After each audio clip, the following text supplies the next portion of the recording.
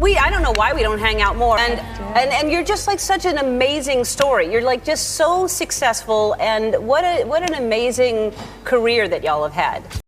The tragedy of Mary-Kate and Ashley Olsen doesn't begin with scandal. It doesn't begin with headlines. It begins with a nursery. Two identical baby girls, born on June 13, 1986, in Sherman Oaks, California. Unaware that before they could even form full sentences, the world would already be watching them. Before they could choose who they wanted to be, they would become someone else entirely. At just 6 months old, they were cast as Michelle Tanner on the hit sitcom Full House. It wasn't destiny. It wasn't a grand master plan. Their mother had simply sent in a photo. But producers noticed something unusual. The babies didn't cry under bright lights. They didn't panic around strangers. They were calm, comfortable, almost too comfortable. And just like that, their childhood quietly disappeared before it ever really began. Because of strict child labor laws, the twins alternated playing Michelle. What audiences saw as one adorable little girl was actually two babies sharing a role. For 8 seasons, America watched Michelle grow up. The catchphrases, the hugs, the laugh track, the family lessons. But behind the scenes, Mary-Kate and Ashley were not simply acting. They were working. Long hours, studio lights, rehearsals, retakes, all before kindergarten. By the time Full House ended in 1995, the twins weren't just child stars. They were brands. Their manager helped build Dual Star Entertainment, a company that would turn them into one of the most profitable sibling empires in Hollywood history. Movies, books, straight-to-video adventures, music albums, dolls, clothing lines. Their faces were everywhere. Grocery stores, toy aisles, bedroom posters. They weren't just famous. They were unavoidable. And yet, even as they became self-made millionaires before the age of 10, something fundamental was missing: a normal childhood. While other kids were learning multiplication tables, Mary-Kate and Ashley were reviewing scripts and discussing production deals. While teenagers were worried about prom dresses, they were negotiating contracts. Fame didn't arrive slowly for them. It consumed them instantly, and the world loved it. But success came at a cost that few people could see. In 1995, the same year their show ended, their parents divorced. For most children, divorce is destabilizing enough.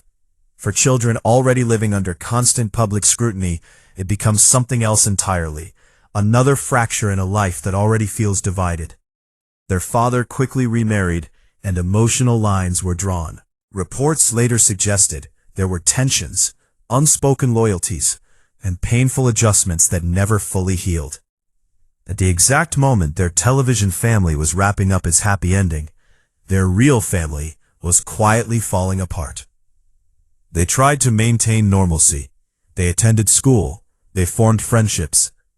But normal life is difficult when paparazzi wait outside your campus gates, when classmates see you as a celebrity before a person, when even your mistakes can become national headlines.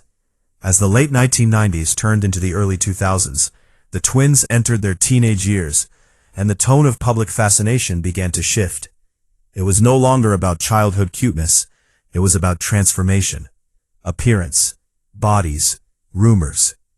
The internet age made everything worse. Websites began counting down to their 18th birthdays, openly sexualizing them while they were still minors. Strangers debated their weight, their relationships, their virginity, as if they were fictional characters instead of real young women trying to grow up. Interviews crossed lines that should never have been crossed. Questions that no teenage girl should be forced to answer were asked casually, publicly, repeatedly. The world that once adored Michelle Tanner now felt invasive and predatory. And behind the scenes, the pressure was building. Mary-Kate in particular began to struggle. At first, it was subtle, whispers about weight loss, speculation disguised as concern. Then, in 2004, just after high school graduation and months before her 18th birthday, she entered treatment for an eating disorder. The headlines were brutal. The jokes were worse. Instead of compassion, she faced mockery. What many didn't realize was how serious the situation had become. Reports suggested her family feared for her life. But the public narrative often reduced it to gossip, late-night punchlines, tabloid covers.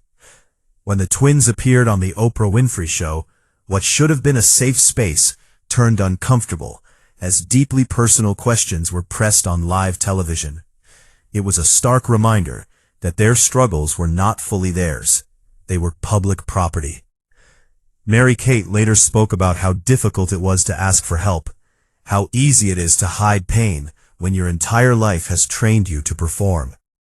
For someone raised to smile on cue, admitting vulnerability can feel like failure. But the tragedy of the Olsen twins isn't just about illness, it's about identity. Imagine growing up without ever being just you. Imagine being one half of a brand before being an individual. Even their differences were packaged and sold. Mary-Kate the edgy one, Ashley the polished one. Two personalities simplified for marketing. Two human beings reduced to archetypes. And as they prepared to leave for college in 2004, there was hope that things might finally change. They enrolled at New York University, craving anonymity in a city known for swallowing celebrities whole. They even purchased a luxury apartment in Manhattan, perhaps an attempt to build independence on their own terms. But freedom proved elusive. Paparazzi followed them to class. Rumors circulated about skipped lectures and secret struggles. Mary-Kate eventually took a leave of absence. Ashley followed. What was meant to be a fresh start became another chapter of retreat. Because when you've been famous since infancy, escape is complicated. The cameras may stop rolling, the sitcom may end, but the spotlight lingers. And for Mary-Kate and Ashley Olsen, the spotlight was never just bright. It was blinding. Mary-Kate and Ashley Olsen were no longer the giggling twins solving problems in 22-minute sitcom episodes.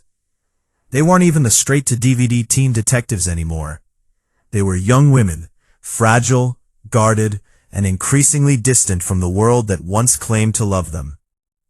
After stepping back from New York University, the idea of normal life seemed to fade completely. Instead of fighting the spotlight, they began slowly withdrawing from it. Interviews became rare. Smiles became smaller. Public appearances felt controlled, calculated. The once constant exposure started to disappear. But even retreat has its complications. In 2008, tragedy struck Hollywood when Heath Ledger was found unresponsive in his New York apartment. The news stunned the world. An Oscar-nominated actor, immensely talented, gone at 28. But within hours of the reports, another name began surfacing in the media. Mary-Kate Olsen. Rumors quickly circulated that the two had been casually seeing each other. Nothing official, nothing confirmed publicly, just two young people navigating private lives under enormous pressure. But when reports revealed that Mary-Kate's number had been dialed shortly before 911 was called, headlines exploded. Suddenly, her name was pulled into a global tragedy. Speculation replaced sensitivity. Instead of privacy, she faced interrogation through tabloids. Questions were raised about what she knew, what she didn't know, why she didn't speak publicly. Reports later suggested she declined to cooperate with investigators without legal immunity, a detail that fueled even more gossip. In reality, no charges were filed. The case concluded as an accidental overdose. Once again, Mary-Kate was linked to heartbreak in a way that felt invasive and relentless. For someone who had already struggled under scrutiny, this was another emotional weight layered onto an already heavy life. And so, the withdrawal deepened. By 2011, after a small acting role in the film Beastly, the twins quietly stepped away from Hollywood altogether. There was no dramatic farewell tour, no teary goodbye interview, just Silence. When Netflix revived their childhood show with Fuller House, fans begged for their return. Nostalgia was powerful. The cast reunited, but Mary-Kate and Ashley declined. Publicly, it was described as scheduling conflicts and comfort levels. Privately, it felt like something more definitive, a closed chapter. They had outgrown the world that first made them famous. Instead, they focused entirely on fashion. What many once dismissed as a celebrity vanity project evolved into something serious. Their luxury label, The Row, launched quietly but quickly gained respect among industry insiders. Minimalist, understated, impeccably tailored. The designs weren't flashy, they were disciplined, and the prices reflected that discipline. Handbags rivaling historic European fashion houses. At one point, a $39,000 alligator backpack reportedly sold out. Critics scoffed. Fashion editors applauded. The twins said little. They didn't rely on social media campaigns. They didn't plaster their faces across advertisements. In fact, they avoided Instagram entirely. In an era where visibility equals relevance, Mary-Kate and Ashley chose invisibility, and somehow made it powerful.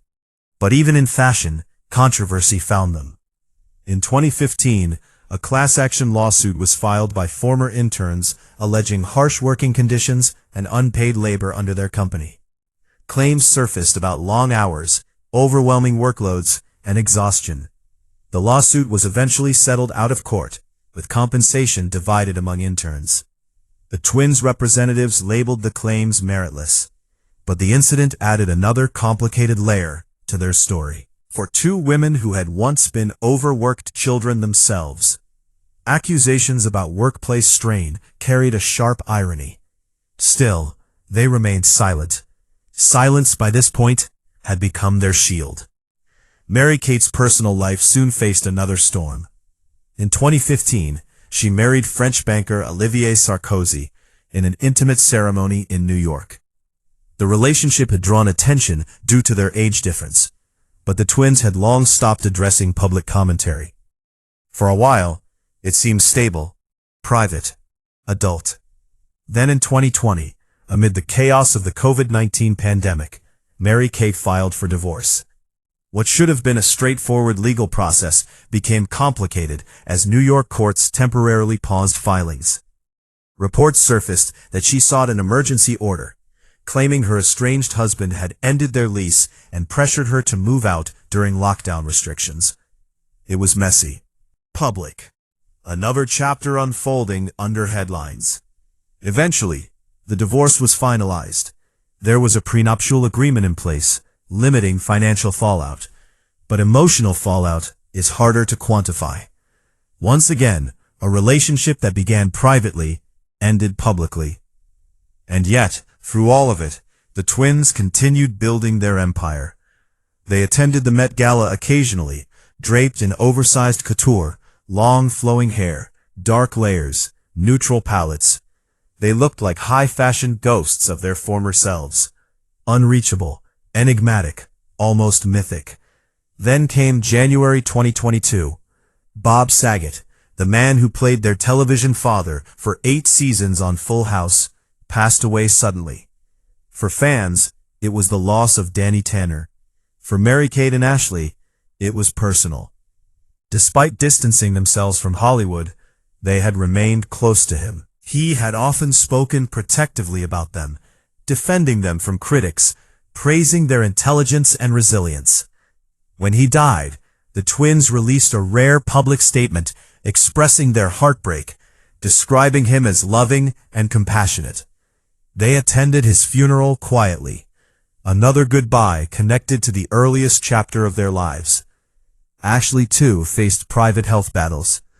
Reports surfaced years earlier that she had been diagnosed with Lyme disease, a condition that can be debilitating when untreated for long periods.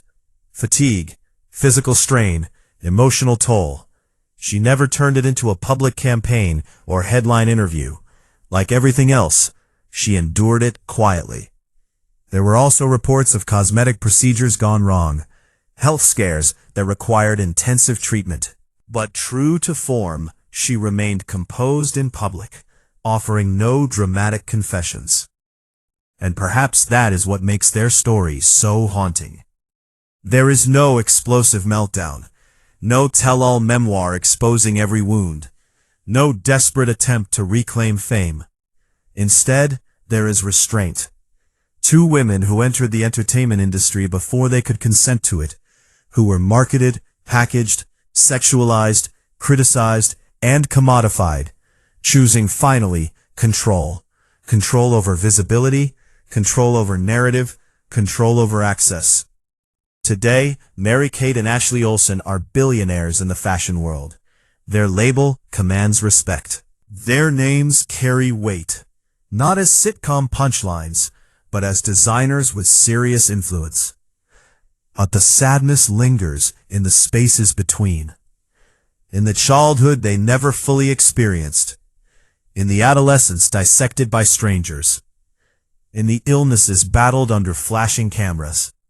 In the relationships scrutinized to exhaustion. The tragedy of the Olsen twins isn't defined by one catastrophic moment. It's defined by accumulation. By a lifetime lived in halves, two sisters sharing one role, one brand, one spotlight, trying to build individual identities in a world that never stopped seeing them as a single unit. They survived Hollywood. They escaped it. They reinvented themselves. But survival often leaves invisible scars. And maybe that's the quiet truth behind their story. Not a dramatic collapse, but a slow, painful shedding of everything that once defined them. The world watched them grow up. Then they chose to disappear. And in that disappearance, perhaps, they finally found something that had always been missing.